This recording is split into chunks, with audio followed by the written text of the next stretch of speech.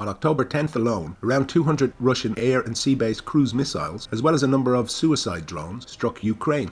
In total, 70 targets were hit by Russian forces, including military and energy infrastructure facilities, as well as decision-making centers in the capital. This was the first such destructive attack on Ukraine since February. The high-precision strikes all around the country resulted in deaths of 12 people, including at least one high-ranking Ukrainian official involved in operations against Russia and persecution of pro-Russian citizens. The number of victims is comparable to daily deaths of civilians in Donetsk alone. In one day, about 20 thermal power plants and substations in Ukraine were damaged. So far, some regions of the country remain cut off from electricity supply. However, not a single blow was inflicted on strategic facilities with a high voltage of 750 kilovolts, neither nuclear nor hydro power plants. Thus, the attack was not aimed at the destruction of the Ukrainian energy system, but at causing limited damage to it. In turn, Ukraine will stop exporting electricity to Europe in order to stabilize its own energy system.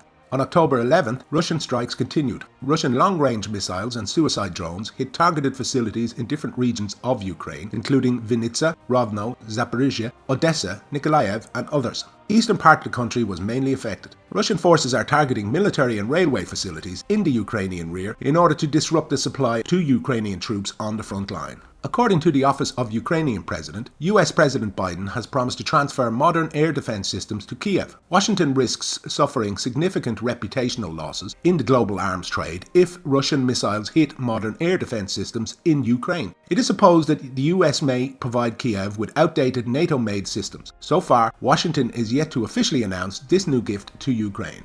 Meanwhile, the armed forces of Ukraine did not stop shelling the regions that have recently entered into the Russian Federation, including with foreign weapons. Over the past day, more than 250 shells hit the settlements in the DPR, killing at least one woman and wounding dozens of other civilians. The town of Stakhanov in the LPR was again shelled with US-made HIMARS MLRS. Dozens of Ukrainian missiles were intercepted by air defense means in the southern regions. Ukrainian forces again struck the Antonovsky Bridge with HIMARS but failed to damage it. 3 villages in the Russian Belgorod region and one in the Kursk region also came under fire. At least one woman was killed. On the evening of October 11th, Ukrainians targeted Crimea with a UAV. It was intercepted by the Russian air defense forces over the town of Jankoy, but the wreckage fell in the residential area and wounded an 11-year-old girl.